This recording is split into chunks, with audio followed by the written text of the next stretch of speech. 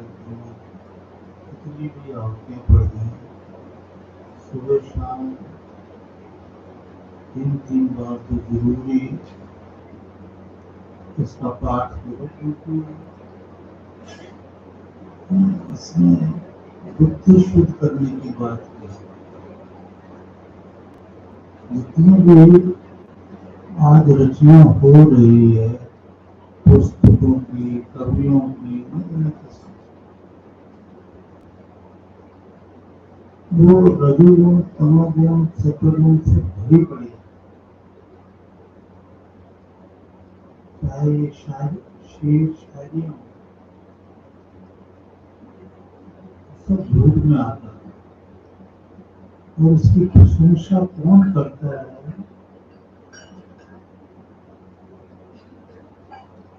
जिनकी बुद्धि में रजोगुण, तमोगुण, सत्वगुण है, वही इसकी प्रशंसा करते हैं। कोई ख्याल अच्छा हो तो उसकी तो प्रशंसा करने में कोई बुराई नहीं, लेकिन वो भी तो रजोगुण, तमोगुण, सत्वगुण से भरा पड़ा रहता है। असली भाव तो रजोगुण, तमोगुण, सत्वगुण, इसमें विषय है, विकार है, बुराई है। तो बार बार आप इसकी गायत्री मंत्र की आहुतियाँ डालें, पाठ करें, तो भगवान से मिलता है, ईश्वर प्रार्थना है, मेरी बुद्धि शुद्ध हो। शुद्ध बुद्धि से शुद्ध कर्म होते हैं, पाप वाली बुद्धि से पाप कर्म। तो मंत्र गृहस्थ आश्रम को बिल्कुल सुखी रखता है। घर में कभी मत भूलो रोजाना अग्निहोत्र करना। ये मंत्र बोले जाते हैं अग्निहोत्र में। यज्ञ में इनका विशेष स्थान है। भर देते हैं घर को अन्न से, धन से, खुशियों से। बोलो बेटा, बोलो।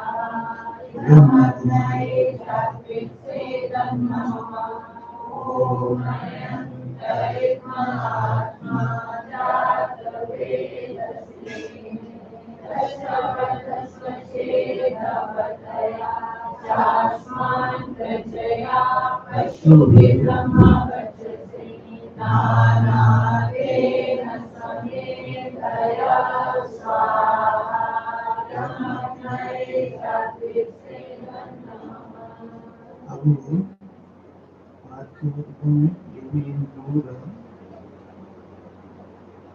है कि दोनों बेटे सो सबकी उन्नति हो, इसके लिए पुण्य भंडारा भी रखता है। और बिना बेटी भी आई तो इनके ससुर जी की भी पुण्य तिथि है, उसका यह तो जहाँ भी हो ये आहुतियाँ शुभ देंगे। ये आध्यात्मिकवाद है बेटा, ईश्वर के बनाए नियम है कि आपके जो बिछड़ गए उनके लिए भी अगर आप व्यक्त करोगे तो ये पुण्य उनको वहां मिलेगा जिस योनि में वो है। और उनकी वो योनि अगर आप करते रहोगे साल में, 6 महीने में, तो उस गलत योनि से निकल करके मनुष्य योनि प्राप्त कर लेंगे और वहां उनकी तपस्या शुरू हो जाएगी इन मंत्रों के फल से, बल से। तो ये महान मंत्र हैं, सारे चारों वेद यज्ञ के लिए आयोजन करते थे जब समय में, और घर पे अग्निहोत्र मत छोड़ो, नाम जपना मत छोड़ो, ये जो आसन प्राणायाम है ये भी मत छोड़ो। मैं तो अपना जीवन बताता रहता हूँ, जब मैं ये करता था क्या कमाल का वो समय था, आनंद था। ऑफिस जाता था दुनिया दर्शन करके, इन्हीं मंत्रों के बल से, तपस्या के बल से। ओम वृषभो नतिग्म सिंहो सिंहो अंतर्युधे शूरो मंथस्थ इंद्र संहृदयं ते सुनोति भावयुर्विश्वस्य नागेन्द्र उत्तरा। ओम शेषस्य लंबते अंतरा सखया त्वपित सेदिशीयस्य रोमशं निषेधुषे विश्वो विजिम्भते विश्वासनादिन्द्र उत्तरा।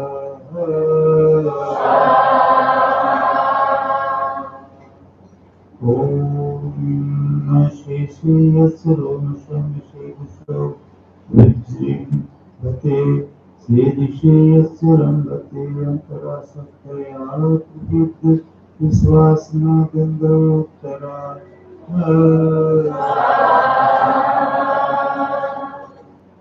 ओम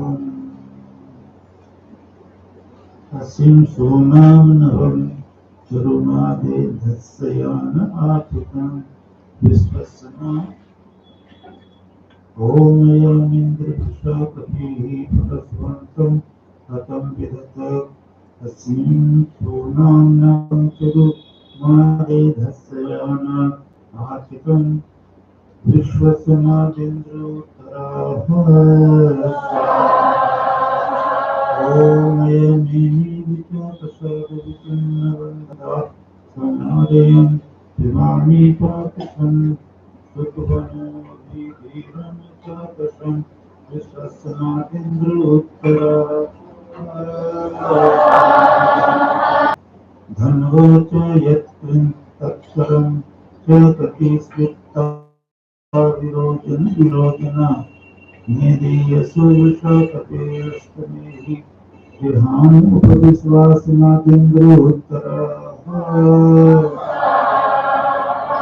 ओम पुनरेहि यशो कपेस्तवाची कल्पयावहै य एषे स्वप्ननं शनोऽस्तमेषि तथा पुनर्विश्वासनादिन्द्र उत्तरा। ओम यदुगुंसो विशाखपेन्द्रादवन्तना अभिषेको रघोमिगाः कमङ्गं जयोपनो विश्वासनादिन्द्र उत्तरा। ओम परशुर्हननमनवेशा पंचम विंशतिं भद्रं यस्य अभूदेवस्य उदरमानायत्य विश्वासनादिन्द्र उत्तरा। ओम इदं जनापस्फुटनरसंसस्तविषयते षष्ठीं सहस्रानवतिं यपौरमा आरुषुमेषु दद्महे। ओम उष्ट्रायस्य प्रवाहनो अधूमन्तो गुरुदश वर्षमानकस्य पीडते दिवा ईशमान उपस्पृशा।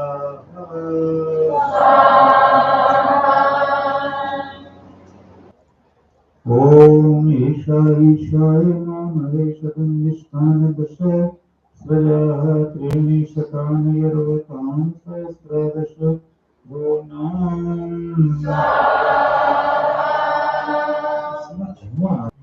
ॐ वच्यस्वरेभवत्यस्व वृक्षेण तत्त्वेषतिनः नस्य जीवाचर चरदीति क्षुरो न भुरि ज्योतिपुरा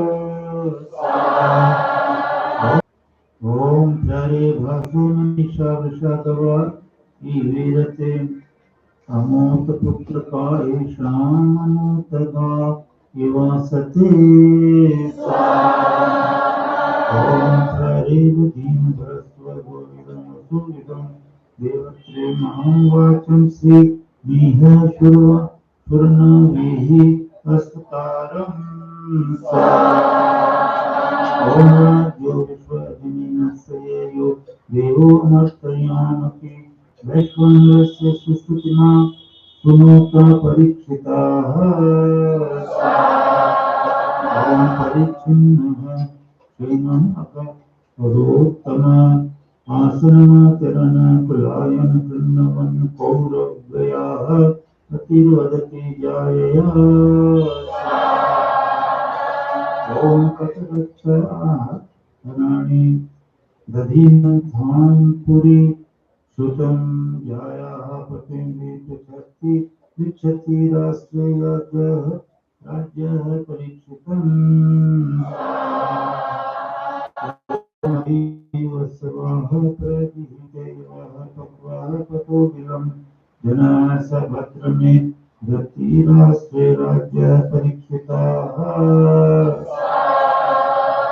ओम इंद्रः करुणभूः धदुत्तिष्ठ वीचर जनन ममे दुःखस्य ये तर्विधि सर्व व्यक्ति प्रणतदे गरीहि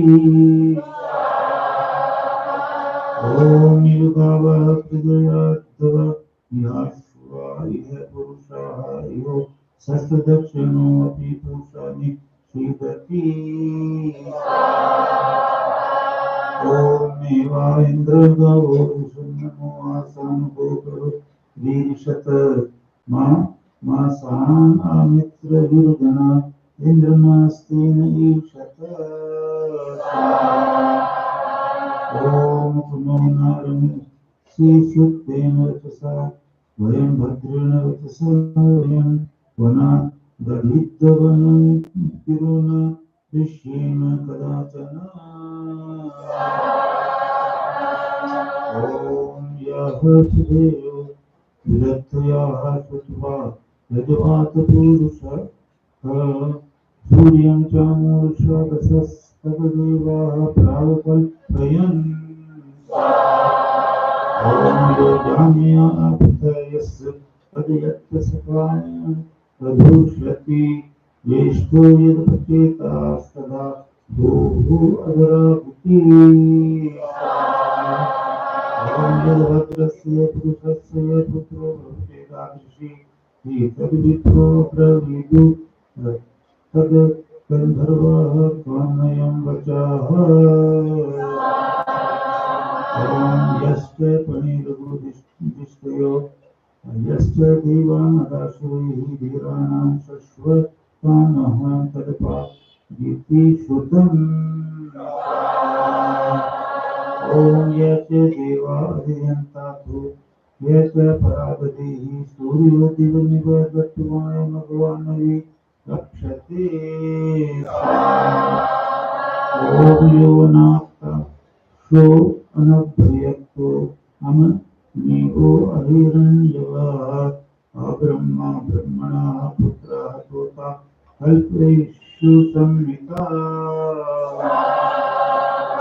ओम ये आकाक्षः सुव्यक्तः सुमनिः सुहिरण्यवः सुब्रह्मा ब्रह्मणः पुत्रः तोता कल्पेषु संहिता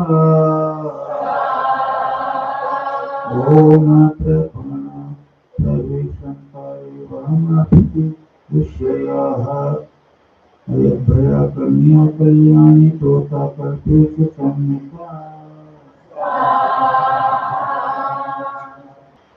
ओम सुप्रभातम् यज्ञविशन्तं देवान्तसुप्रतिविषयाः सुमया कन्या कल्याणि तोताकल्पेषु संहिता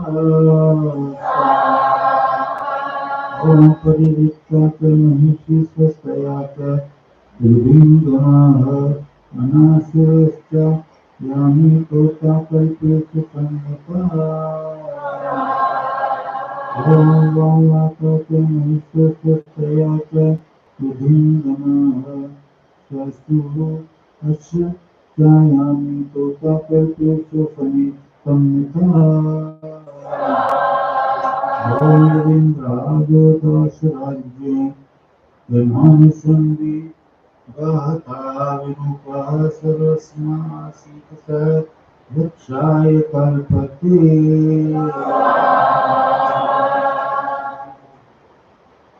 ॐ तं विशाक्षुन्नम्रं मर्यागुरुरभितं रोहिणन्दस्योमि पुत्रस्याभिनक्षिराः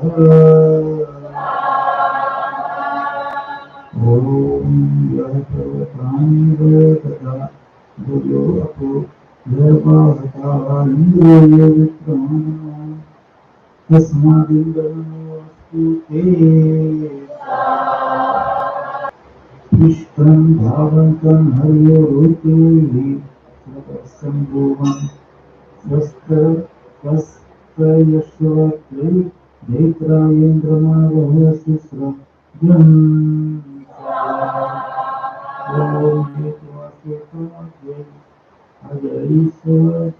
सोहार्यो लिङ्गन्ति दक्षिणं पूर्वान्नस्य देवानां रुद्रविन्द्र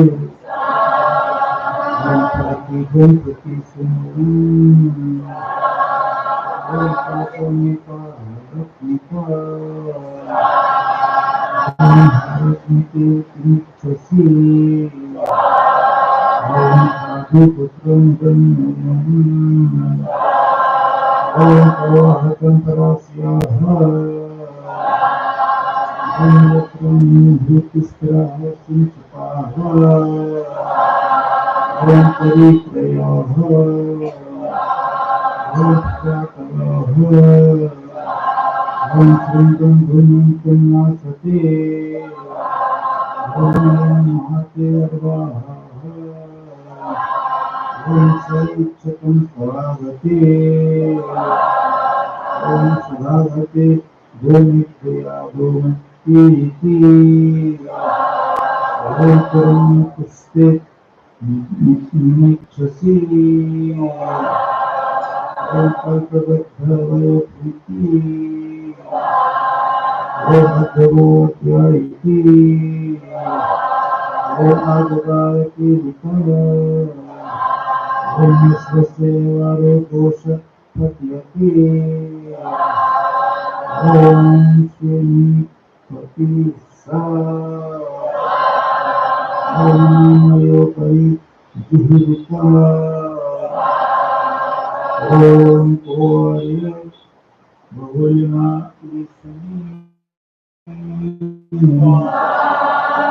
ॐ को सिद्धयाः पथाः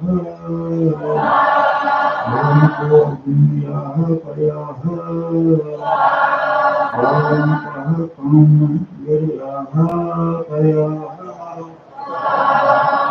ॐ मृत्युः पृच्छ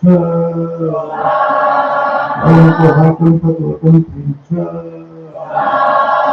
ॐ जवानीयति योगिकुभिः ॐ आकोपयन्तः पायकोः ॐ आमरणको मत्सतः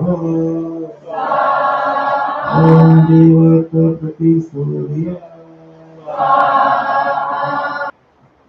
ये आपको चित्त वृत्ति करती है। मैंने चित्त वृत्ति का अध्ययन कराया है योग शास्त्र से। बताएंगे आपको कोई याद नहीं। प्रमाण विकल्प निद्रा ये वृत्तिया पंचतया क्लिष्टा क्लिष्टा।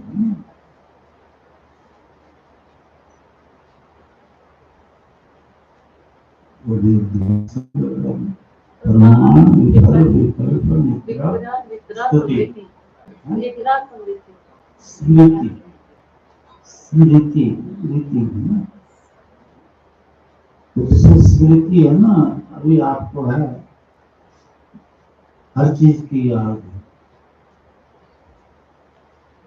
यही दुख है।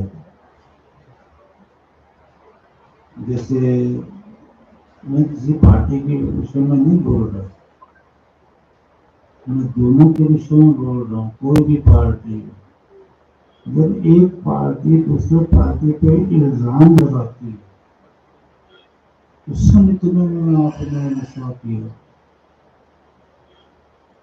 वो लगाएगी। और भगवान कहते हैं पीछे की बुलाए से आगे की सवेरे। तो देश दृढ़ इन लड़ाई में क्या रखा, तो इसको ही जब ये बोल रहे हैं, तो ये बड़ा पाठ कर रहे हैं, ये योग शास्त्र के और वेद के अनुसार क्लिष्टा क्लिष्टा क्लिष्टा में सिर देने वाली स्मृति और एक दुख देने वाली स्मृति, जो आपको याद रह जाती है, उसमें बदले की भावना होती है, या कुछ दंड होता है। और जो बीत गया सब बीत गया, आगे की शुद्ध के पाप न करें और किए हुए पापों का नाश करें यज्ञ के द्वारा, सेवा के द्वारा। ये तो भगवान ने गुरु के हाथ में दिया है।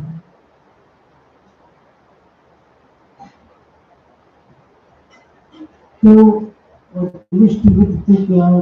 अक्लिष्ट वृत्ति सुख देती है, वो वृत्ति क्या है? वो ये है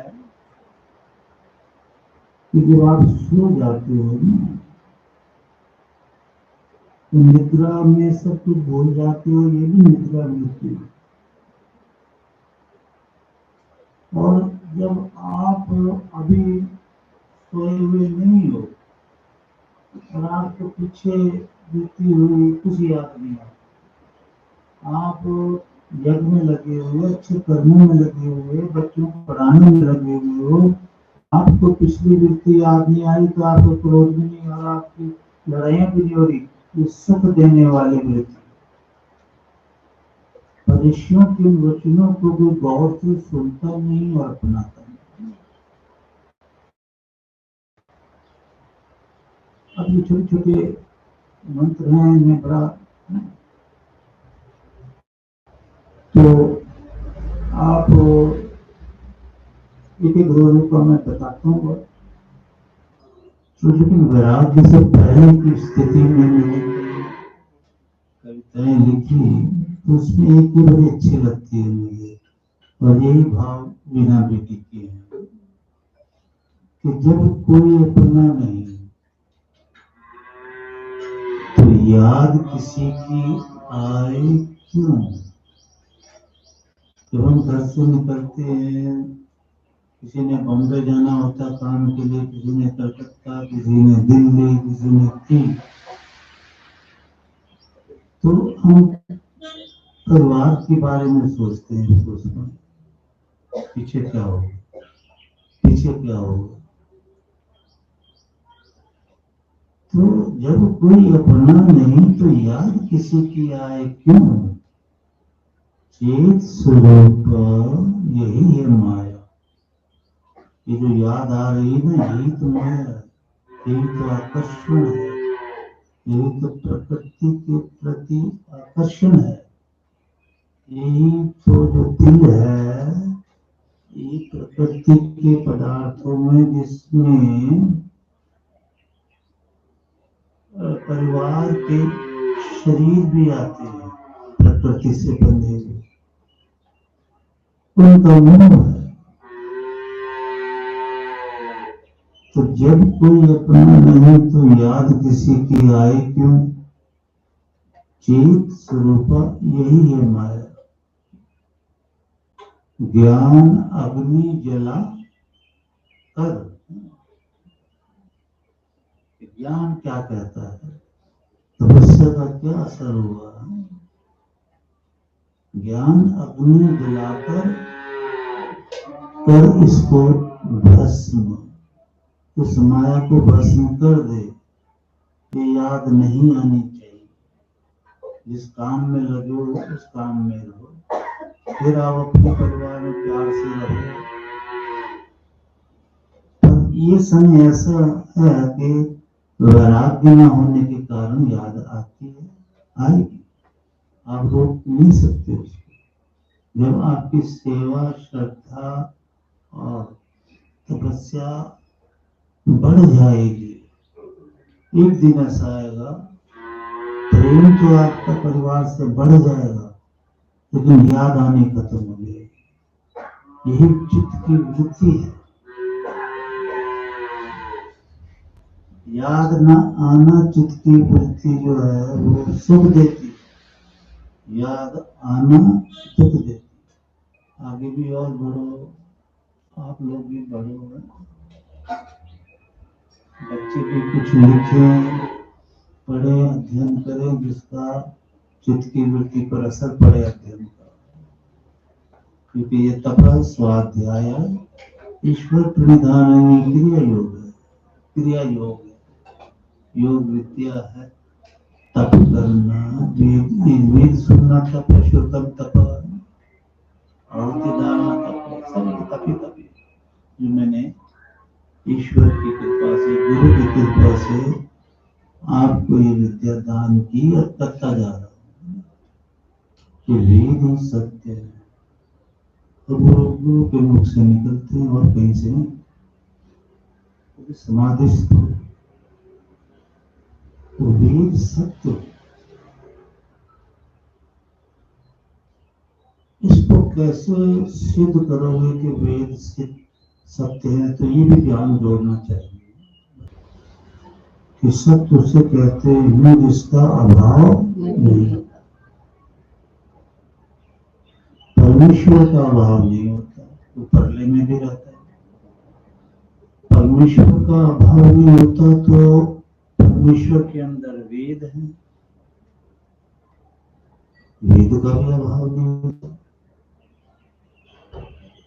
और बाकी संसार की कोई भी वस्तु, कोई भी देख लो, शरीर है, पेड़ है, पौधे हैं, सूर्य है, चंद्रमा, दुनिया भर की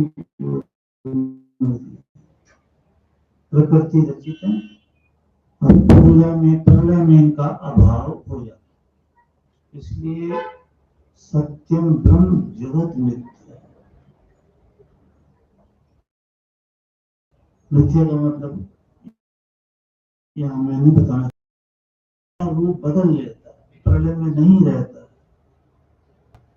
तो जो प्रलय में रहते हैं परमेश्वर, 129 सूक्त 10वां मंडल जो ऋग्वेद का समझा रहा है, एक जीता जागता ब्रह्म रहता। तो पहले भी जीता जागता था, अभी जीता जागता प्रलय में।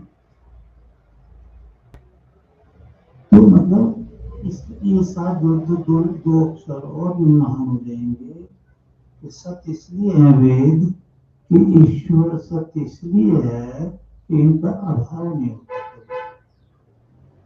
ये प्रलय में भी रहते हैं, फिर अगली सृष्टि में आ जाते हैं, फिर अगली सृष्टि की प्रलय होती है, प्रलय में भी रहते हैं। फिर प्रलय के बाद नई सृष्टि में एज इट इज आ जाते हैं वेद और भगवान। उस सृष्टि की प्रलय होती है, प्रलय में भी वो होते हैं, लेकिन परमेश्वर के अतिरिक्त और वेद के अतिरिक्त संसार में कोई भी नहीं होता प्रलय में। इसलिए सारे झूठ, ये रूप बदलने वाले, ये प्रलय में लुप्त हो जाने वाले, सब झूठ है।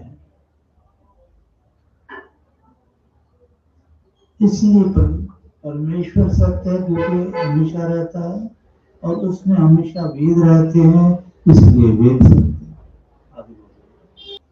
वो ईश्वर भी देखता है, गुरु भी,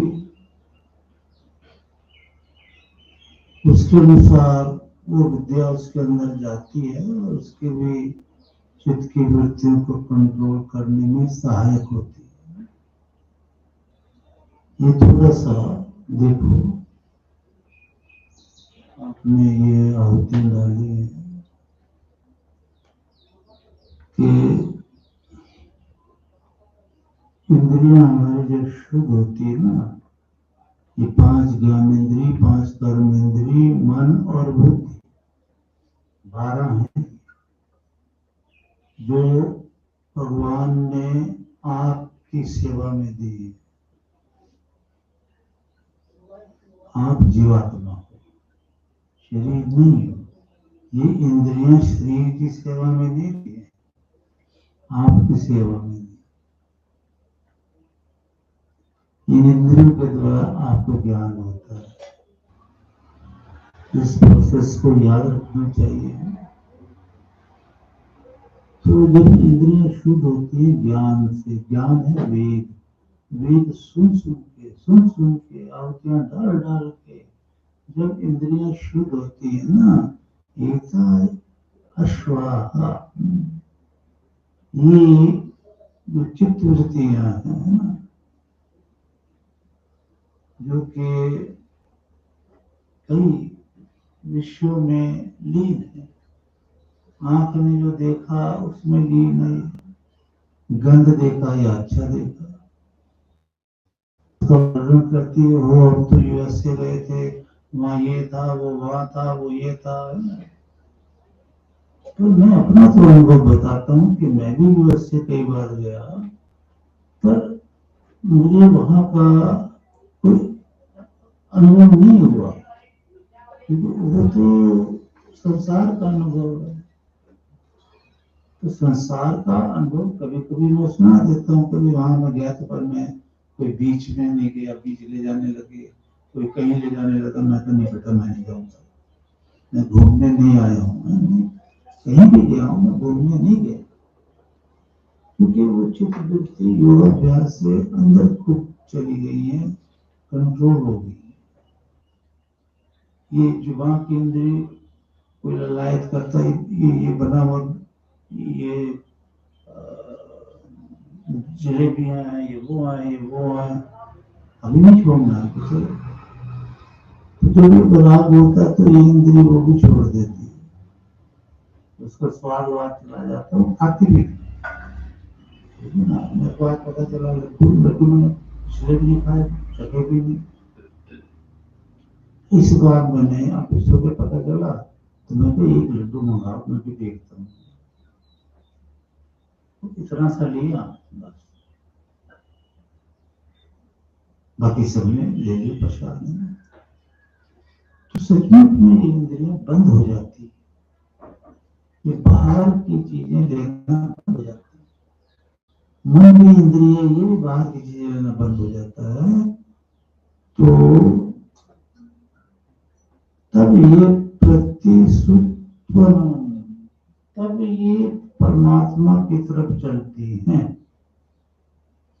जब ये बाहर के विषय छोड़ देती है ना इंद्रियां, तब वो परमात्मा के विषय की तरफ चलती हैं। जैसे आप लोग आते हो यहाँ श्रद्धा भक्ति के साथ, तो आपकी इंद्रियों ने कई विषय छोड़ दिए, सारे नहीं, कई विषय छोड़ दिए जो पहले थे आपके पास, छोड़ दिए। तो वहां से समय निकाल करके आप इधर परमेश्वर की तरफ चलते। तो जब किसी की सारी इंद्रियां संसार के सारे सुख लेना छोड़ देगी, तो वो 100% ईश्वर की तरफ आ जाएगी, गुरु की तरफ आ जाएंगे, कान भी, नाक भी, जिभ्या भी, स्किन भी आ जाएगी। और ज्ञान सुन के साधना कर करके ब्रह्मलीन जीवात्मा को ये इंद्रियां ब्रह्मलीन कर देगी। इंद्रियां ब्रह्मलीन नहीं होती, ये कंट्रोल हो जाती हैं तो जीवात्मा ब्रह्मलीन हो जाती है। इसकी आपने आहुति डाली अभी, एका श्वा प्लवन्ते स्वाहा प्रतिपं प्रति सुत्वनं स्वाहा, इसका मैंने ये अर्थ किया। तो ये जो तासाम, ये जो इंद्रियां है ना, कि मनुष्य के जीवन में रोशनी करने के लिए दिए भगवान ने, धर्म की रोशनी, और कंट्रोल हो जाए ना, कंट्रोल हो जाए तो ये विषय विकारों की, गंदगी की, मर्डर की, एडिक्शन की, शराब और धतूरा आदि पीने जो भी है, उसकी तरफ जीवात्मा को खींच ले जाती है। तो ये जब मनुष्य को जीवन में सुख देती है तो इंद्रियां ये वशीन होती है, जैसा ऊपर बताया। तो यहाँ बोला हर लिखे, इसके लिए आपने आहुति डाली ना कि एक चित्तवृत्ति किम इच्छसी, तेरी क्या इच्छा है।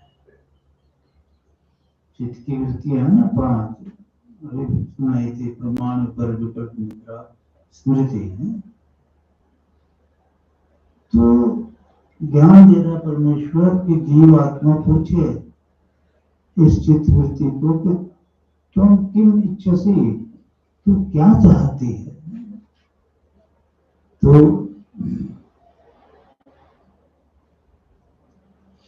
यह है साधन। क्या तू जीने के लिए धन चाहिए, तुझे अन्न चाहिए, है चित्तवृत्ति, तू वो चाहती है। ये तो चाहते ही कि भगवान अच्छे से अच्छा भोजन दे, भूख लगती है, भोजन करना है। अच्छा, पुत्र, यह पुत्र का अर्थ है जीवात्मा, क्योंकि ये मैस्कुलिन जेंडर में होती है जीवात्मा, फेमिनिन जेंडर में नहीं होती है। तो पुत्र है जीवात्मा। तो ये जो है उस जीवात्मा को चाहती है, ये जीवात्मा दूसरी उस जीवात्मा को चाहती है, पुनाति त्रयते, जो पवित्र हो जाती और आक्रमण से, विषय विकारों के आक्रमण से चित्त की वृत्ति रुक जाती है।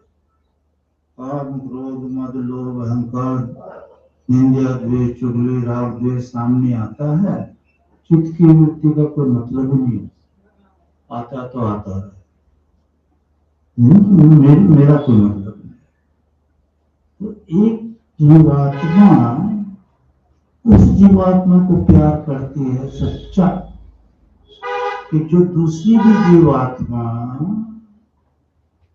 ये सब प्रकार के विषय विकारों से हट गई, साधना कर करके उसने भी विकार छोड़ दिए, इसने भी विकार छोड़ दिए।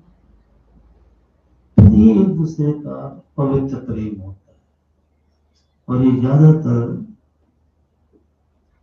ऋषियों और शिष्यों में होता है। मतलब ऋषि के वो बेटा बेटी होते हैं, ऋषियों का देव होता है, पितामह होता है, ऋषि का हृदय शुद्ध, बेटे बेटियों का हृदय शुद्ध। तो ये पवित्रता एक दूसरे को ऐसे प्रेम में बांध देती है कि जब जगत छोड़ना होता है ना, तो दोनों ही साथ जाएंगे, तीनों ही साथ जाएंगे, ब्रह्मलीन हो जाएंगे, समझो। और अगर देखो ये ज्ञान, एक जीवात्मा शुद्ध है, एक जीवात्मा विषय विकारी है। तो विषय विकार वाली आत्मा शुद्ध जीवात्मा को विषय विकार में धकेलने का प्रयास करे, इसे तबाह करने की कोशिश करे। इसलिए वेद मंत्र में आपने एक मंत्र पढ़ा, मुझे तो याद नहीं, अरातय, जो अराती है, दानी नहीं है, सेवक नहीं, प्रभु उनको जो भेजा हमें नहीं चाहिए, हमें ऐसे ऐसे मंत्र भगवान ने दिए।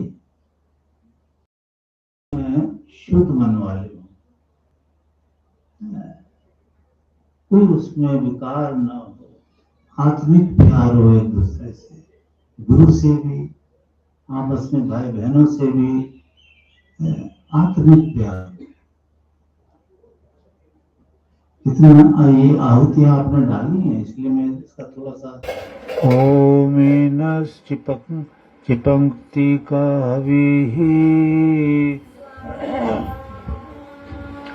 ओम प्रदु द्रुदो मघा प्रति स्वाहा ओम सिंह उत्पन्न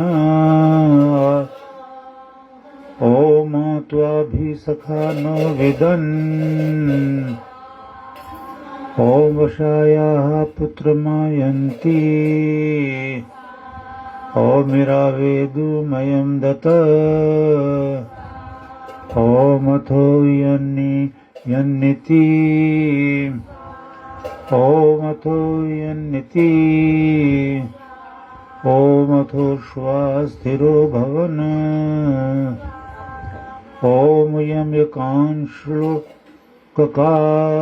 स्वा ओम अमिनोतिथि भद्यते स्वा ओम तस्य नु निभञ्जनम् ओम वर्णो याति वस्वभिः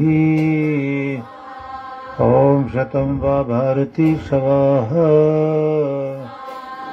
ओम शतमाशुवा हिरण्ययाः शतं रथया हिरण्ययाः शतं कुथा हिरण्ययाः शतं निष्का हिरण्ययाः ओम अहल्कुशवर्तक स्वा ओम सफेनैव ओहते ओम आयवने नतिजनी ओम वनिष्ठानावगृह्यन्ति ओम इदं मह्यं मधुरिति ओम ये वृक्षाः सह तिष्ठति ओम पाकबलिः ओम शकबलिः ओम अश्वत्थ खदिरोधवः ओम आर्दुपरम् ओम शयोहत इव ओम व्यापपुरुषः ओम अदुहमित्यां पूषकम् ओम मध्यर्चर धर्च परस्वतः ओम मदलाबुकमेककम् ओम लाबुकं निखातकम् ओम कर्करिको निखातकः ओम तद्वात उन्मथावजति ओम कुलायं किण्वादिति ओम उग्रवनिषदाततम् ओम नावनिषदनाततम् ओम कायेषां कर्करी लिखत ओम कायेषां दुन्दभिमहनत ओम यदीयं हनत कथं हनत ओम देवी हनत कुहनत ओम पर्यागारं पुनः पुनः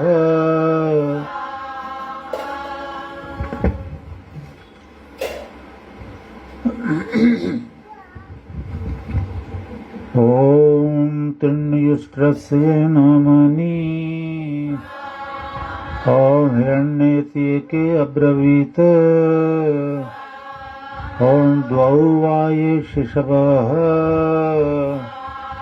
ॐ नीलशिखण्डवाहनः ॐ विततौ किरणौ द्वौ तामापि नष्टि पुरुषः न वै कुमारी तत्तथा यथा कुमारी मन्यसे ॐ मातुष्टे किरणौ द्वौ निवृत्तः पुरुषः निते न वै कुमारी तत्तथा यथा कुमारी मन्यसे ॐ विग्रह कर्णकौ द्वौ निरायच्छसि मध्यमे न वै कुमारी तत्तथा यथा कुमारी मन्यसे ॐ उत्तानायै शयानायै तिष्ठन्ति वावगुहसि न वै कुमारी तत्तथा यथा कुमारी मन्यसे ॐ सलक्षणायां सलक्षणिकायां सलक्षणमेवावहु गुहसि न वै कुमारी तत्तथा यथा कुमारी मन्यसे ॐ वश्लक्षणमिव भ्रंश दन्तर्लोमं मत्तिहृदे न वै कुमारी तत्तथा यथा कुमारी मन्यसे ॐ हेथ प्रागपागुद गधराग अरालागुद भर्तसथ ॐ हेथ प्रागपागुद गधराग वत्साः पुरुषन्त आसते ॐ हेथ प्रागपादुगद रागस्थालीपकोन् विलीयते ॐ हेथ प्रागपा गुदग धराग सा वै पृथुलीयते ॐ यत् प्रागपा गुदग धराग आष्टेल लहणी लिशाथी ॐ यत् प्रागपा गुदग धराग आष्टेलाहणी लिशाथी ॐ यथ प्रागपागुद गधराग अक्षलीली पुच्छलीयते ॐ भुगतय भिगतः शलितय क्रान्तः फलितयाभिष्ठितः ॐ दुन्दुभिमाहानाभ्यां जरितरो थामो दैव ॐ कोशविलेरजनी ग्रन्थेर्धानमुपानहि पादम् उत्तमां जनिमां जनया नुत्तमां जनीन वर्तमान यात ॐ लाभूनि प्रसात्कानि यश्वत् पलाशं पिपीलिकावट श्रवसो विद्युत् स्वा पर्णशफो गोशफो जरितरोथामो दैव ॐ विमे देवाक्रंसताद्धवर्यो क्षिप्रं प्रचर सुसत्य मृगवा मत्स्यसि प्रखुदसि ॐ पत्नी यदृश्यते पत्नी यक्षमाण जरिता रोथामो दैव होता विष्टिमेन जरित रोथामो दैव सा ॐ आदित्याः जरितरङ्गिरोभयो दक्षिण नृणाम् अनियन् तां ह जरितः प्रत्ययायंस्त तामोह जरितः प्रत्ययायन् सा ॐ तां ह जरितर्णः प्रत्यगृभ्णस्तामो ह जरितर्णः प्रत्यगृभ्णः अहानेतरसं न विचेतनानि यज्ञानेतरसं न पुरोगवामः ॐ उत्सेत आशुपत्वा उतोपद्याभिर्यविष्ठः उतेष्माशुमानं पिकर्ति ॐ आदित्य रुद्र वसवस्वेनु ता इदं राधः प्रति गृह्णी हयंगिराः इदं राधो विभु प्रभु इदं राधो बृहत्पिथो ॐ देवादेवत्वासुरं तद्वो वस्तु सचेतनं युष्मामस्तु दिवे दिवे प्रत्येव गृभायत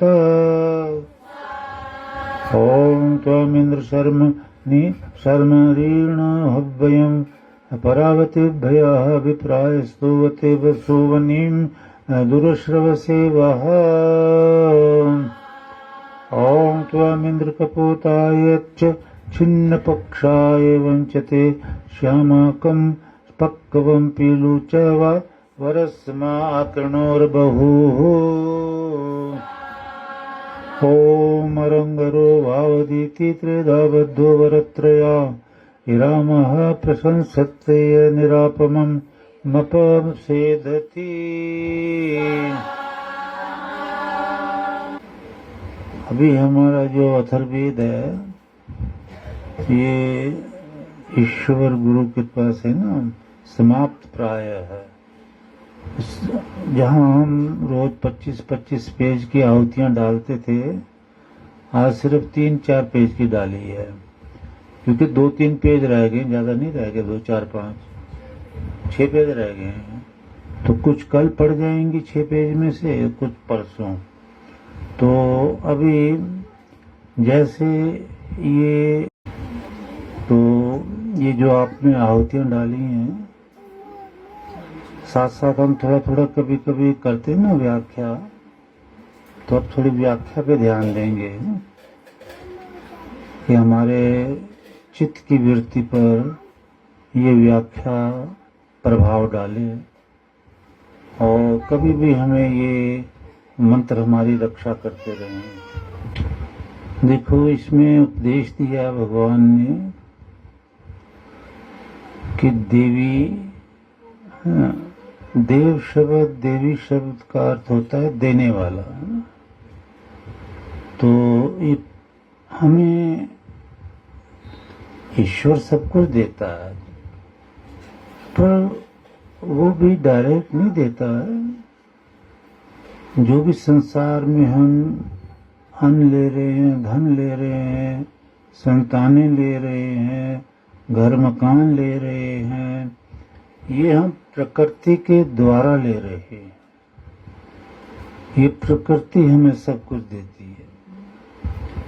सोना है, चांदी है, रुपया है, पैसा, जो भी देख रहे हैं, पानी है, हवा है। आप देख लीजिए ना, जब आप पहले कभी सुनते थे और याद भी होगा कि प्रकृति महत महत अहंकारात् अहंकाराच पंचतन मात्राणि उभय इंद्रियाणि। तन्मात्रा से इंद्रियां बनती हैं, आँख नाक इत्यादि। फिर पंच महाभूतानि, पंच महाभूत बनते हैं, अग्नि वायु जल आकाश प्रकृति। तो पृथ्वी, तो ये किस चीज से बन रही है? प्रकृति से बन रही है। प्रकृति महत, प्रकृति से बुद्धि। तो मतलब जो कुछ भी हमें दे रही है ये प्रकृति दे रही है, परंतु प्रकृति जड़ है। ईश्वर की चेतन शक्ति इसमें जब काम करती है तो ये फिर सब कुछ हमें देती है, यानी मोक्ष तक देती है। कैसे? ये प्रकृति योगी से अपना प्रभाव हटा लेती है। भोगी पर तो अपना प्रभाव डालती है, लेकिन योगी से हटा लेती है। जब योगी से इसका प्रभाव हट जाता है तो योगी ब्रह्मलीन हो जाता है। तो सब कुछ देता है परमेश्वर, प्रकृति के थ्रू देता है। हाँ, दाता वही है, क्योंकि प्रकृति तो जड़ है, वो अपने आप तो कुछ दे नहीं सकती। प्रकृति में ईश्वर की पादः अस अभवत पुनः, एक अंश मात्र शक्ति। पादाह, पादाह का मतलब ही है एक अंश मात्र शक्ति। पादः अस्य, इसकी एक मात्र शक्ति, चेतन भगवान की जो एक जरा सी शक्ति, वो तो अनंत शक्तियां हैं ना, उसमें अनंत शक्तियों में से एक तिनके मात्र भी नहीं, उससे भी बहुत कम शक्ति प्रकृति में कार्य करती है प्रलय के बाद। और प्रकृति से फिर सब कुछ बनना शुरू हो जाता है, मन भी, बुद्धि भी, शरीर भी है।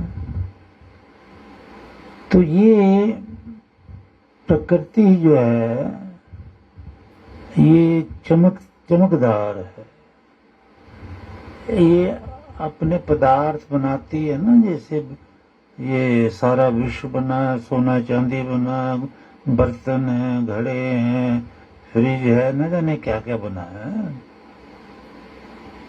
तो इनमें हमें आकर्षित करके ये प्रकृति विचलित करती है कि हम विचलित हो जाएं, प्रकृति के फंदे में आ जाएं।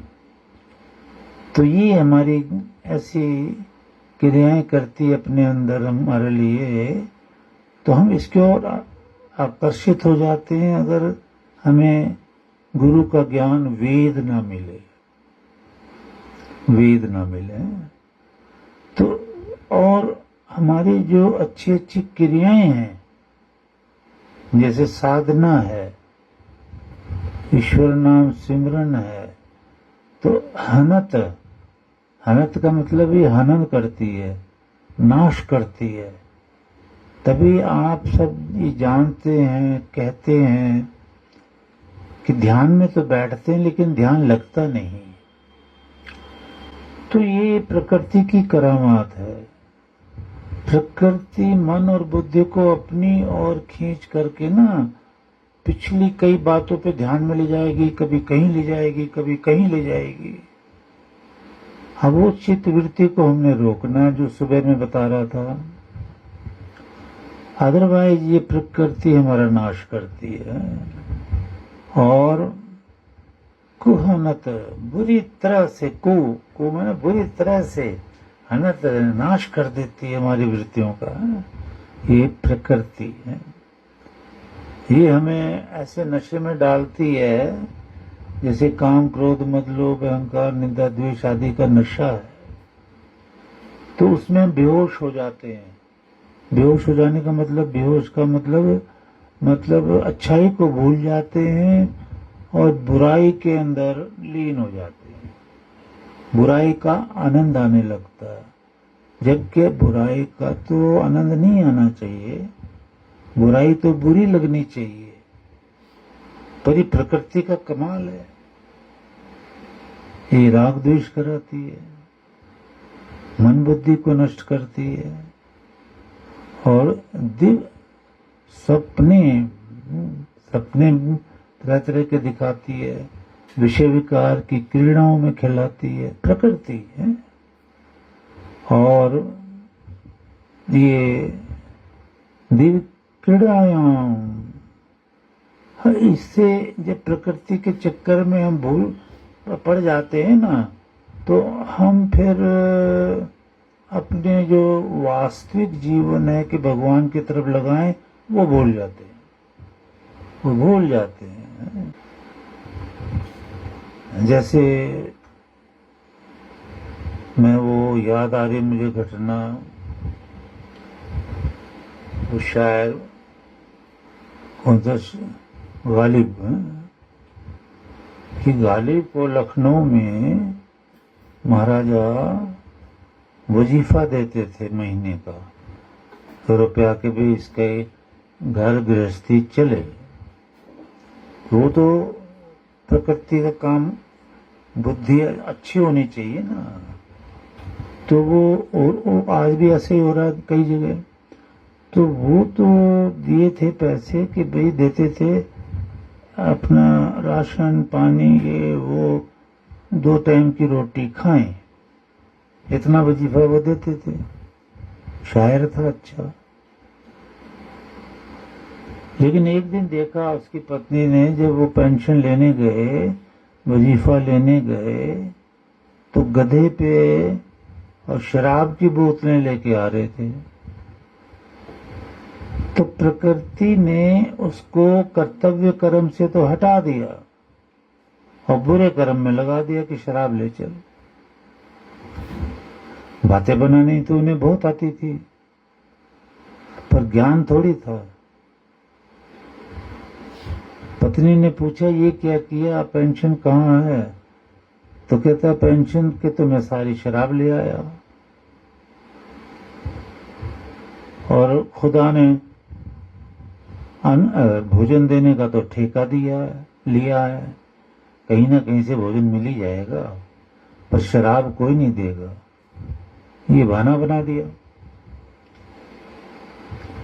तो प्रकृति बुद्धि को भ्रष्ट करके कर्तव्य कर्म से अलग कर देती है, अच्छे कर्म से अलग कर देती है, बुरे कर्म में फंसा देती है। आजकल के बच्चे भी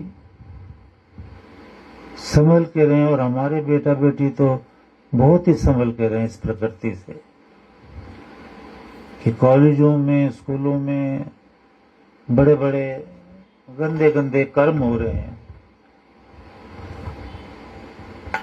प्रकृति का अध्ययन कर रहे हो आप, प्रकृति से बचो हैं। और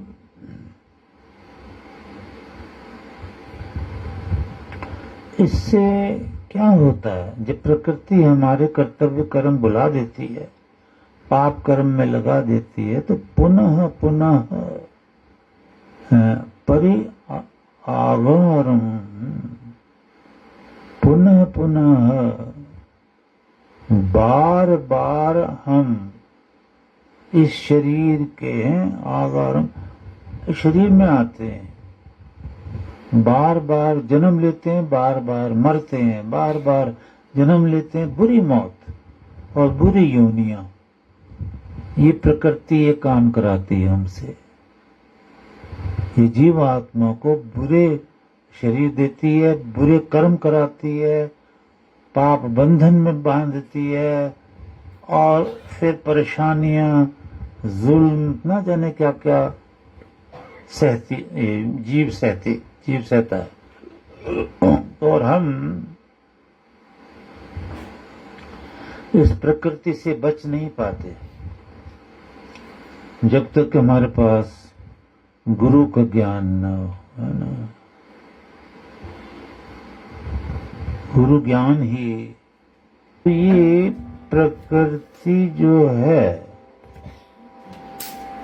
इसको ओवरकम करने के लिए गुरु से वैदिक ज्ञान दीक्षा ये चाहिए। हर चीज को हम समझें। भ्रूह मध्य दोनों भवों के बीच में ध्यान लगाकर नाम जाप करें, प्राणायाम करें, ज्ञान की जड़ी है ये।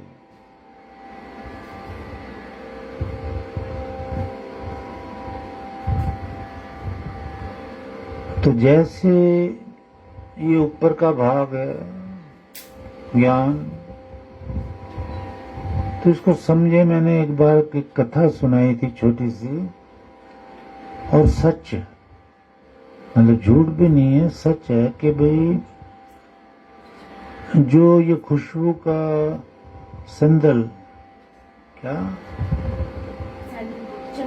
चंदन का पेड़ जो होता है बहुत ऊंचा, उस पे सबसे ऊपर चोटी पे आ करके और मोर बैठता है,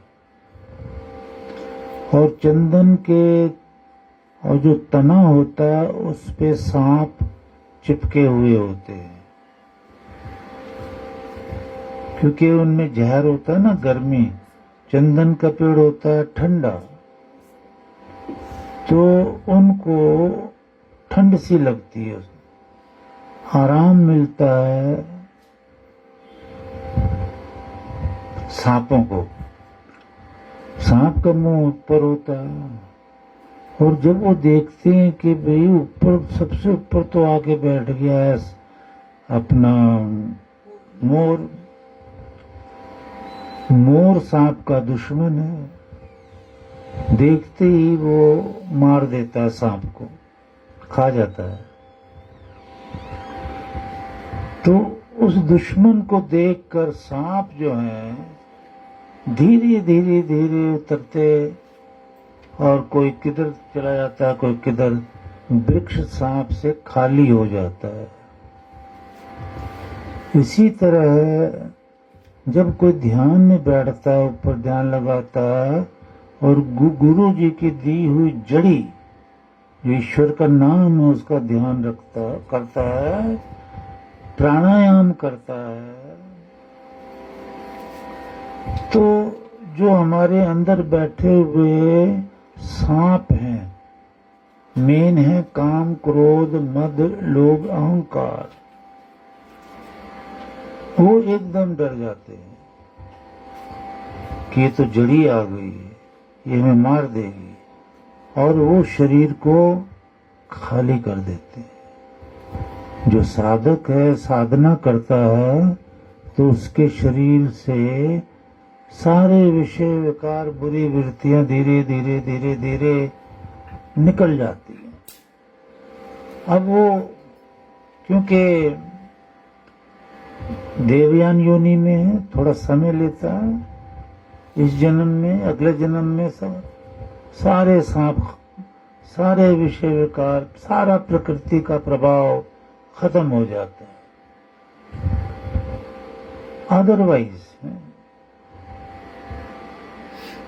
अदरवाइज तो फिर यही है जो संसार में हो रहा है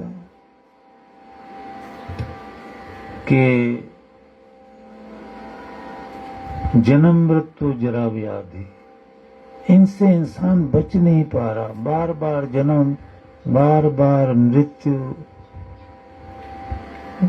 और नीच योनियां, कुत्ता, बिल्ली, गाय, भैंस की, कौवे, चील, ये आध्यात्मिकवाद है। और ये देखा जाता है, ये नहीं कि भाई ये भगवान की लीला है। जब साधना करोगे तो आप अपने अंदर ही सारे संसार को देखोगे। इस सारे संसार में कुत्ता, बिल्ली, गाय, भैंस सब कुछ है, जहर भी है, अमृत भी है। योगी देख लेता है इसमें। तो जहर को तो ये जड़ी दूर कर देती है, साधना दूर कर देती है, यज्ञ दूर कर देता है, सिमरन दूर कर देता है। अदरवाइज जैसा भगवान कह रहा है कि प्रकृति का आकर्षण जो है, जैसे शॉपिंग करने जाते हो ना आप, ये कपड़ा दिखाना, वो कपड़ा दिखाना, वो उससे अच्छा, वो उससे अच्छा, आकर्षण। वो क्या है? वो कपड़ा प्रकृति की देन है। बर्तन क्या है? प्रकृति की देन है। ये चांदी का बर्तन, ये सोने का बर्तन, प्रकृति का आकर्षण है। हम पता नहीं क्या बात है, लेकिन लगता तो कुछ सच ही है ना कि भाई हम भी जंगल में रहे हैं तो हमारे पास तो एक मिट्टी का कटोरा था, बस एक चम्मच था, ईंट रख कर चूल्हा बनाया हुआ होता था, जंगल से लकड़ियां इकट्ठी करके जला के उस पे दाल शाल जो उससे मिलती थी हमें भिक्षा में, वो गर्म करके खाते थे। प्रकृति के जो चमकीले बर्तन शर्तन वो हमारे पास थे ही नहीं। तो प्रकृति आकर्षण तो करती ही है। लोग ना जाने क्या क्या लाते हैं, वो आकर्षण है। यानी प्रकृति के बने हुए पदार्थ का वर्णन भी आप यजुर्वेद के 40वें अध्याय में अध्ययन भी करते हो। वो मंत्र कौन सा है? अविद्या चाहे विद्या के बाद जो आता है ना, कौन सा?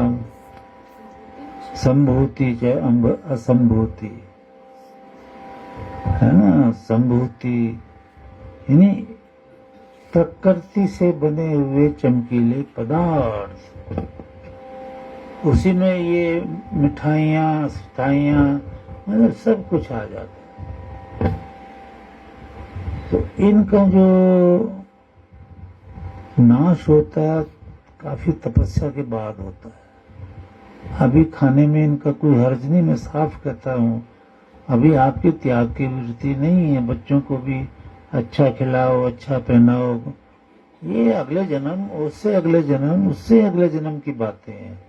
इस जन्म में आपने दीक्षा ले ली है तो कभी भी भटकोगे नहीं। हर जन्म आपको अच्छा मिलेगा, योगियों के कुल में जन्म मिलेगा। और ये बहुत बड़ी बात है। हाँ, गुरु जो है वो प्रसन्न रहना चाहिए, ये ईश्वर ने बार बार कहा। ईश्वर कहता मैं तो विद्यादान नहीं कर सकता, एक ही बार करता हूँ जब सृष्टि बनती है, उसके बाद तो ऋषि मुनि करते हैं विद्यादान, उनमें मैं होता हूँ, ये भगवान का आदेश है। तो प्रकृति का ये कार्य आप देख लीजिए, प्रकृति कारण है और उससे बने हुए पदार्थ सब कार्य हैं। ये कार्य जो है ये हमको बंधन में लाते हैं। तपस्या से योग चित्त वृत्ति निरोध, ये निरुद्ध होती है वृत्ति, तब भगवान की तरफ हमारा मन लगता है। तो अब ये देखिए, त्रिण्युष्टस्य नामानि,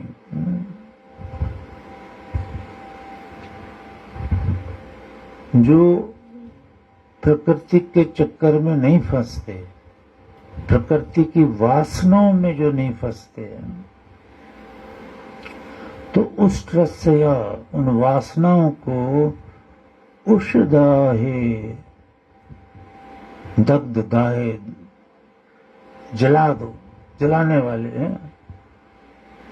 तो त्रीणी नामानि, तीन नाम है। उस प्रकृति ने जो ये फैलाया हुआ जाल है ना, उसको नष्ट करना है, तो भगवान ने यहाँ समझाया, उसके तीन नाम है, तीन ताकत है उसकी। तो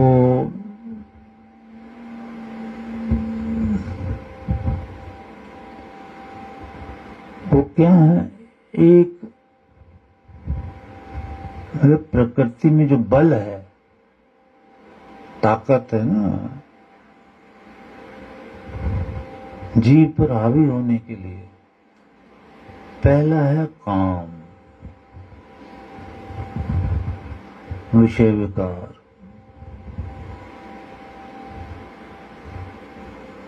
इसको धर्मानुसार, धर्म बताया भगवान ने, कर्तव्य बरतना पड़ता है। काम का नाश तो ब्रह्मचारी करता है, जैसे भीष्म पितामह आदि हुए, और बहुत हुई हैं नारियां भी, जैसे गार्गी जनक की गुरु थी, उसने कभी भी पुरुष का स्पर्श नहीं किया था, क्योंकि वो ब्रह्म के आनंद में रहती थी, और ब्रह्म का आनंद काम से तो बहुत ऊंची चीज है। तो बहुत ऊंची चीज काम को क्यों पसंद करेगी? तो एक तो ये है, काम में इंसान फंसता है, और दूसरा है क्रोध, बात बात पे क्रोध, बात बात पे क्रोध, बात बात पे क्रोध। और तीसरा है लोभ। तो क्रोध जिसके पास है, उसके तो बहुत शत्रु बन जाते हैं। दुर्योधन में क्रोध ही तो था, सब कुछ नष्ट हो गया। दुर्योधन के पिता में लोभ ही तो था, एको लोभ महा, आगे आता कुछ महाग्राह, एक लोभ ही सबको खा जाता है, ग्राह है ये। तो धृतराष्ट्र का लोभ, एको लोभ, वो लोभ था कि मैं अपने भाई का राज्य ले लूं, मोह था कि मैं अपने बच्चों को ये राज्य दे दूं, दुर्योधन आदि को। तो वो सारे परिवार को खा गया। धृतराष्ट्र के 101 बेटे थे, सब खत्म हो गए, योद्धा थे, सब खत्म हो गए। तो इस तरह से काम, क्रोध और लोभ, ये भगवान ने 3 नाम दिए हैं कि जो प्रकृति के बल हैं, प्रकृति की ताकत है, कि काम क्रोध लोभ से प्रकृति सबका नाश करती है।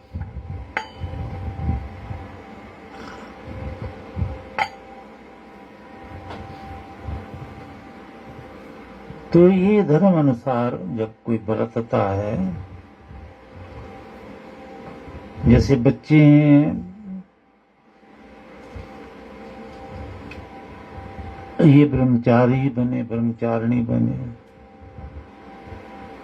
25 वर्ष तक, 24 वर्ष तक या 21 वर्ष तक गृहस्थ में आकर गृहस्थ के अनुसार व्यवहार करें, इसका ज्ञान वेदों में है। मैंने ब्रह्मचर्य की पुस्तक में भी लिखा है। यानी गुरु का ज्ञान, जो वेद का ज्ञान है गुरु देते हैं, उन पर ध्यान दें। मनुष्य का ज्ञान नहीं चाहिए कि अभी गांव में हम सुनते रहे, बड़ों में सुनते रहे कि ये बुजुर्ग हैं, इसकी बात मानो। वे बुजुर्ग तो हैं, क्या उन्हें वेद का ज्ञान है? ऋषि क्या कहते हैं? अग्गो भवति वही बाला है, पिता भवति मंत्रदा। पिता बुजुर्ग तो वो होता है जो वेद का ज्ञान, पिता भवति मंत्रदा, जो मंत्र वेद के और उनका दान करता है, उसे बुजुर्ग कहते हैं, उसे वृद्ध कहते हैं। एक वृद्ध होता है शरीर से, शरीर का वृद्ध अलग है। शरीर तो पहले भी वृद्ध था, अब भी मर जाएगा, बस जीवात्मा निकलनी चाहिए, शरीर खत्म। चाहे जीवात्मा 5 वर्ष की भी हो, शरीर हो चाहे 10 का हो, जब भी निकल जाएगी मर जाएगा। शरीर तो पहले भी मरा हुआ है। जीवात्मा वृद्ध उसको कहते हैं जो चारों वेदों को जान लेती है, वो जीवात्मा, वो वृद्ध है, यानी महापुरुष है वो। तो ये जो बल है, इसका अगर हम नाश कर दें तपस्या से, गुरु कृपा से, प्योर प्रेम करो बस। वो प्रेम का वर्णन सुबह आया था वेद में कि जीव आत्मा जब काम क्रोध मद लोभ अहंकार से अलग हो जाती है साधना से, उसका प्यार उस जीवात्मा से होता है जो दूसरी जीवात्मा होती है, कि जिस जीवात्मा का भी काम क्रोध मद लोभ अहंकार खत्म हो गया, वो सच्चा प्यार होता है। जैसे गुरु शिष्य का होता है, वो प्रेम है, वो सच्चा प्रेम है। वो युगो युगो नहीं, हर समय हर जगह हर, यानी वो ही मोक्ष करता है, वही मोक्ष में जीवात्मा को ले जाता, वो प्यार। ये सुबह आपने सुना ही था। इसी अब्रवीत ऐसा कहा है कि एक समान है काम क्रोध मद लोभ अहंकार। आगे भी है ना, काम क्रोध, ये सब इनके प्रभाव, इनका जो क्या कहते हैं, क्या बोलते हैं, हथियार, वार बड़ा खतरनाक है। तो हिरण्यम हिरण्यगर्भ, हिरण्यम वही ज्योति ही परमेश्वर, ज्योति स्वरूप परमेश्वर। तो ये बल जो है हिरण्य, ज्योति रूप परमेश्वर की जब हम साधना करते हैं तो ये तीनों बल जो है हार जाते हैं। ये तीनों बल हार जाते हैं और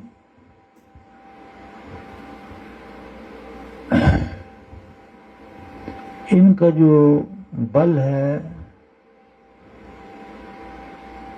वो समाप्त होता है। शरीर में इसका जो स्वरूप है फिर शस्त्र ताकत और मस्तिष्क शरीर में और मस्तिष्क में ब्रह्म है, ब्रह्म का तेज। तो ये दोनों मिलकर के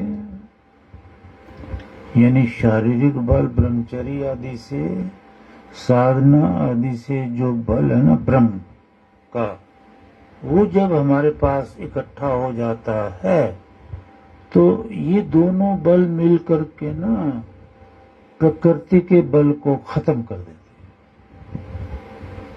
तो दोनों बल को इकट्ठा करने के लिए हमें नित्य प्रति साधना हवन करना है। एकदम से निखर के आओगे आप, आपको कोई बुराई छू नहीं पाएगी। आपका प्रेम एकदम सत्य प्रेम होगा।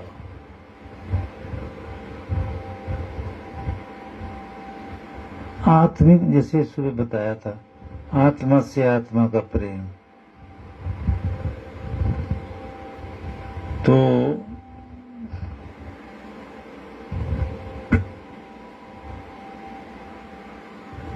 ये देखो कैसा कैसा ज्ञान है।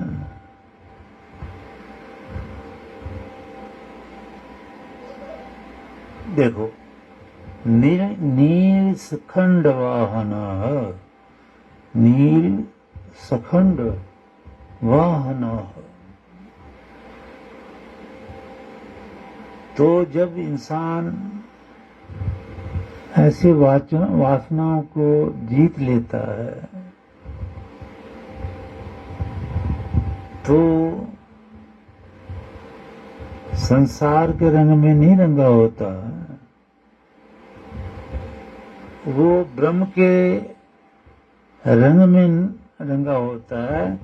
और यहाँ वेद उसको नील से पुकारते हैं कि भाई ये नारी या नर नील है, ये ब्रह्म के रंग में रंगा हुआ है। क्या बात है ना।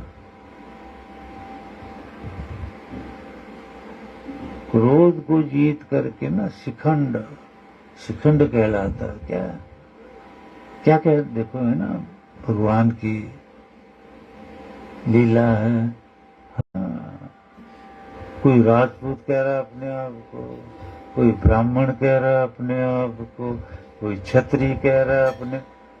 अरे अर्जुन जैसे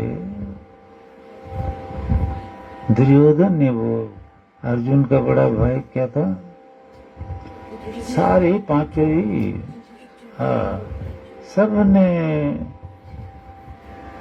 काम क्रोध मद लोभ अहंकार पांचों चोरों को बस में किया हुआ।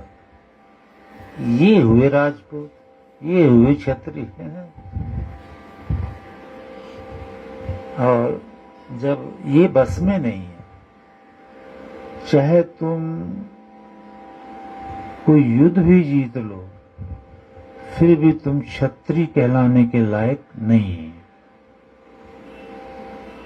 जैसे बांग्लादेश बना तो आप जानते हैं, दुनिया जानती है कि पाकिस्तानी सेना ने बांग्लादेश की कन्याओं नारियों का कितना बुरा अपमान किया, गंदे कर्म किए। तो ये योद्धा कहलाने लायक है? ये तो पापी हैं। अगर हमारी सेना में भी ऐसा कोई है तो वो योद्धा कहलाने लायक। तो इस लॉ के अंडर, ब्रह्म लॉ के अंडर, वो मनुष्य भी कहलाने लायक नहीं है। तो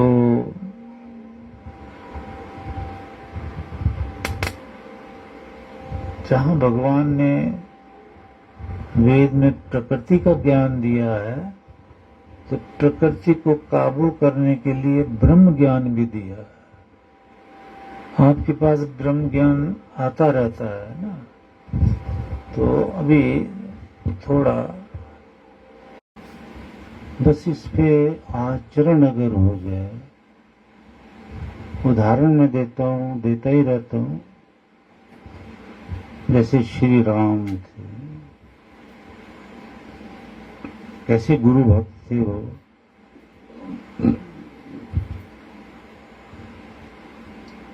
हर ऋषि मुनि के वनों में चलने लगे अंदर, तो विश्वामित्र जी कहते हैं, हे राम, आप जो दुश्मन अंदर है ना, राक्षस, उन्हें नहीं मार सकते, आप में सामर्थ्य नहीं है।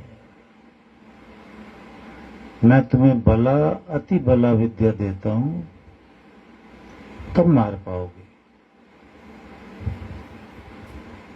और गुरु के साथ चिपके ही रहे। जहां जहां गए, ये महाभारत की सच्ची घटनाएं हैं।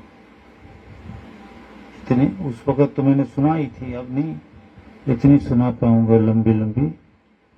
जहां जहां भी गए, गुरु का सहारा मिला, तब उन्होंने राक्षसों का वध किया।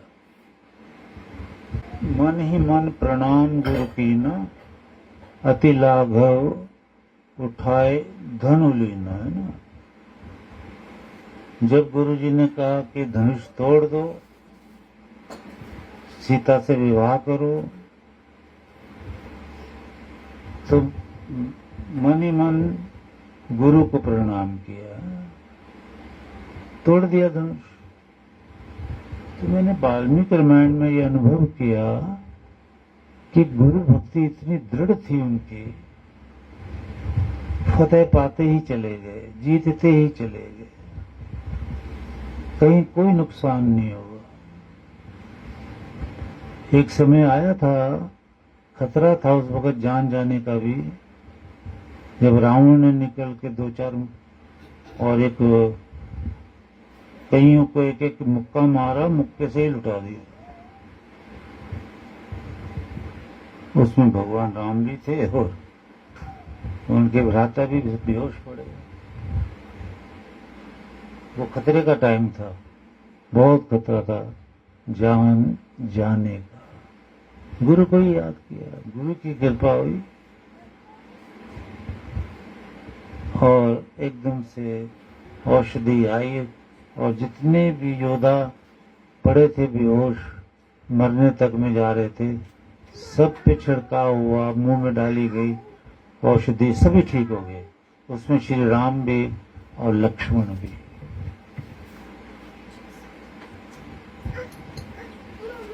तो बड़ी बड़ी कथाएं आती हैं गुरु भक्ति की, और वेद तो समझाते ही हैं कि भाई आप प्रवचन से ज्ञान देना है, फिर आचरण में लाना है, तो वो ऋषि मुनियों के पास है। भगवान कहता मैं नहीं दे सकता। इस चीज को हमें समझना है कि मैं नहीं दे सकता। मैं निराकार हूं, मेरे हाथ पैर नहीं है, मुंह भी नहीं है कि मैं बोल के तुम्हें प्रवचन सुना दूं। ये ऋषि मुनि करेंगे, समाधिस्थ पुरुष करेंगे, उनके पास जाओ, उनको ही मैं बुलवाता हूँ। मतलब हृदय से निकली वाणियां होती है ना, ये बस यही असर करती है कि भाई सचमुच में हम ये मांग रहे हैं कि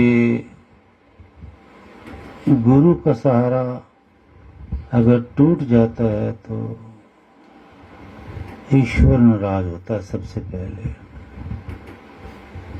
ये डराने वाली बात नहीं है, ज्ञान देने वाली बात है, सतर्क रहने वाली बात है। जैसे आर्मी में हम थे तो हमने देखा है कि भाई जब वो कोई ब्रिगेड या कभी कभी मेजर जनरल भी आ जाते थे, कर्नल होते थे, तो अब उनके सामने किसी की नहीं चलती, अटेंशन पर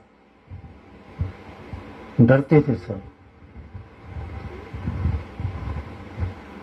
तो जो मुनि अपना ये हुए हैं मनुस्मृति के लेखक जो मनु भगवान, उन्होंने भी यही कहा कि अगर